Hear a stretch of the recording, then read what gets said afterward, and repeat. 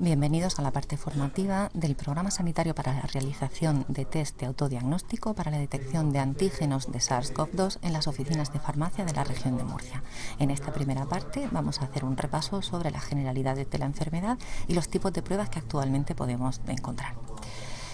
En primer lugar, los objetivos que tiene este programa van a ser el de prestar asistencia de forma presencial por parte de un farmacéutico o farmacéutica en una oficina de farmacia a aquellos pacientes que voluntariamente quieran someterse a un test de autodiagnóstico. Habrá que explicarles que si lo van a hacer en la oficina de farmacia con la ayuda del farmacéutico, en caso de positivo se solicitará automáticamente una cita por sospecha COVID a atención primaria para ese paciente y además también tendrán un informe sobre el resultado, tanto positivo como negativo, de esa prueba de autodiagnóstico. La población a la que va dirigida va a ser aquel ciudadano que acuda a una farmacia y solicite la adquisición de uno de estos test, ¿vale? El farmacéutico lo que va a informar al paciente es que si se lo realiza en la oficina de farmacia va a obtener un informe con el resultado, tanto positivo o negativo, y en el caso de resultado positivo será comunicado a través de una herramienta informática al médico de atención primaria y se le solicitará directamente una cita por sospecha de COVID. Estos pacientes a los que se le ofrecerá este servicio deben ser pacientes asintomáticos y que no estén identificados por el sistema de rastreo de salud pública como un contacto estrecho de un positivo por esta enfermedad. Agentes intervinientes dentro de este programa, por supuesto. Este programa surge de la colaboración entre el Colegio Oficial de Farmacéuticos y la Consejería de Salud, junto con el Servicio Murciano de Salud. Y, por supuesto, se va a llevar a cabo en las oficinas de farmacia de la región de Murcia.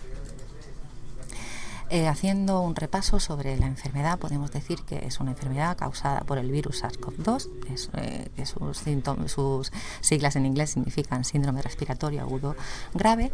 Está provocado por ese virus, que se trata de un coronavirus, que es un virus cuyo genoma está formado por una única cadena de ARN y es muy similar al ARN mensajero del hospedador. Se trata de virus zoonóticos, es decir, que se transmiten en un momento dado desde un animal hasta un humano, y los síntomas que encontramos cuando una persona está infectada son muy similares a un resfriado común. Acerca de todo lo que sabemos de esta enfermedad a estas alturas, sabemos que en un primer momento fue una transmisión de un animal a un humano, y la transmisión que se realiza de humano a humano ya se sabe que principalmente se hace a través de inhalación de gotas y aerosoles respiratorios que emite la persona que está infectada. Se ha llegado a detectar presencia de virus en secreciones nasofaríngeas, incluso en la saliva, y estas gotas y aerosoles se van a emitir cuando una persona infectada tose, estornuda o incluso al respirar o al hablar. También hay otra forma de transmisión que sería por un contacto indirecto, que es más secundaria y se puede transmitir a través de eso, de contaminación a través de las manos o fomites. Por tanto, las medidas que se deben tomar para evitar la transmisión del virus siguen siendo las más importantes: el uso de mascarilla y la higiene exhaustiva de manos y de esos fomites, esas superficies que están en contacto y que pueden ser tocadas por muchas personas. En cuanto al periodo de incubación de esta enfermedad, sabemos que tiene una duración media, en el 95% de los casos, de unos 5 o 6 días. El desarrollo de los síntomas aparece a los aproximadamente 11-12 días tras la exposición, y la enfermedad se puede transmitir de 1 a 2 días incluso antes de la aparición de los síntomas. De ahí que el intervalo serial medio, en numerosas observaciones que se han realizado, ha resultado menor que ese periodo de incubación. En cuanto a la duración de la enfermedad, sabemos que el tiempo medio desde que se inician los síntomas, cuando la enfermedad cursa de forma leve, serían unas 2 semanas, pero cuando la enfermedad ya cursa de forma grave o crítica se puede alargar hasta las 6 semanas. También sabemos que se puede producir reinfección, es decir, una persona que ya ha pasado la enfermedad puede volver a reinfectarse. Los síntomas asociados a esta enfermedad, los más frecuentes, sabemos que son la fiebre, la tos seca, el cansancio y la falta de aire o disnea. Otros síntomas que también aparecen, pero que son menos frecuentes que los anteriores, serían anosmia y ageusia, también serían escalofríos, vértigo, dolor de cabeza y de garganta, otros síntomas respiratorios y síntomas también asociados al sistema relacionados con el sistema gastrointestinal, como diarrea, náuseas o vómitos. En esta diapositiva podemos observar cómo a lo largo del tiempo, desde el momento de la infección, aparecen distintos parámetros. Por un lado vemos en color azul la presencia del virus que va aumentando. Vemos que hasta el 5.º día, que sería el inicio de los síntomas, y hasta el día 7-8 aproximadamente se considera que es un estadio asintomático. Vemos cómo va subiendo la carga viral en el paciente. Se observa un pico máximo en torno al día 13-14 y a partir de entonces la carga viral disminuye. En la línea verde vemos cómo aparece en sangre la inmunoglobulina M, que aparece a partir del 7.º día y puede desaparecer a las 3 semanas. Sin embargo, los anticuerpos, la IgG, aparece más tarde, a partir del día 14, y aparece en sangre durante más tiempo, incluso meses. En cuanto a las pruebas de detección, de las pruebas de diagnóstico que hay ahora mismo en el mercado, que se utilizan, podemos hablar en primer lugar de la detección de esa respuesta inmunitaria frente al virus. Estos son los conocidos test de anticuerpos, ¿vale? Lo que van a detectar es la presencia de anticuerpos que ha generado el paciente por la infección de ese virus. Estos anticuerpos pueden aparecer a partir del 7.º día, tras la aparición de los síntomas.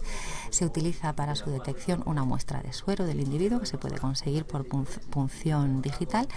Es una prueba rápida y el resultado se obtiene en unos minutos y nos va a dar un resultado positivo o negativo.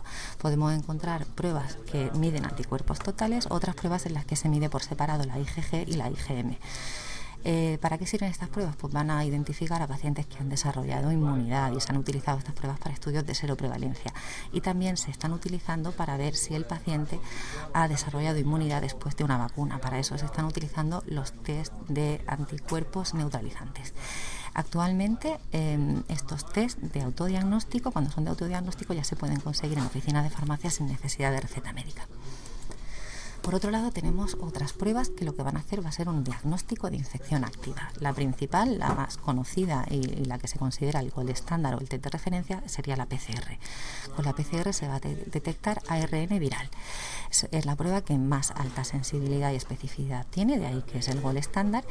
Con ella conseguimos un diagnóstico temprano, incluso antes del inicio de los síntomas, pero el problema que tiene esta prueba es que necesita instrumentos y personal muy especializado para su realización, y además necesita de varias horas para obtención de resultados. Otra prueba que se realiza para diagnóstico de enfermedad activa serían los test rápidos de antígenos. Estos test están diseñados para detectar la presencia de proteína S, una proteína que hay en la cubierta del virus. Se realizan, es una prueba rápida, una técnica inmunocromatográfica, también es cualitativa, nos va a decir si positivo o negativo. Tiene alta sensibilidad y especificidad, pero menos que la PCR. Y el resultado, al ser una prueba rápida, se puede obtener en 15-20 minutos. Y no precisa, al igual que pasaba con la PCR, esta no va a precisar instrumentación sofisticada. Actualmente también se encuentran ya en el mercado test de autodiagnóstico de antígenos que se pueden dispensar sin necesidad de receta médica. Y esto ha ocurrido a partir del día 22 de julio, porque se publicó el Real Decreto 588, por el que se modificó el decreto anterior que regulaba la venta al público y la publicidad de estos productos de autodiagnóstico. A partir de esa fecha, del 22 de julio, ya se pueden dispensar sin necesidad de prescripción estos productos de autodiagnóstico, tanto para antígenos como para anticuerpos. Los requisitos que tienen que cumplir para su comercialización son, en primer lugar, tener una especificidad y una sensibilidad alta. De estos valores son los que recomienda la Unión Europea.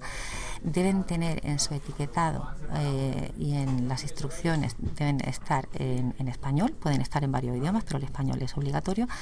En cuanto al Código Nacional, hay muchos de ellos que sí que están en el mercado con Código Nacional, pero no es un requisito imprescindible. Lo que sí que es imprescindible es que cuenten con el marcado CE, y a continuación de ese marcado CE tiene que aparecer el organismo notificado, que se identifica con 4 cifras.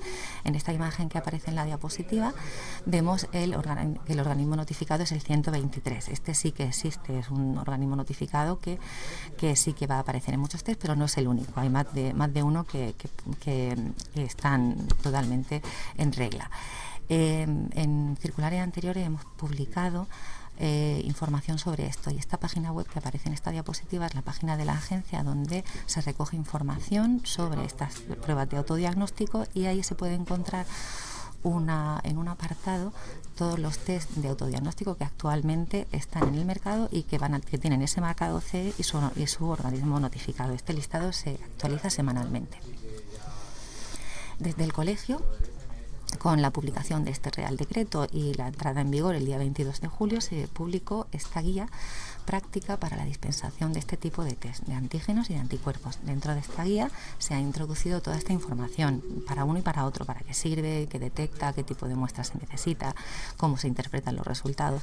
Toda esta información es de mucha utilidad tanto para el farmacéutico como para el ciudadano. Y aquí finaliza esta primera parte de la formación.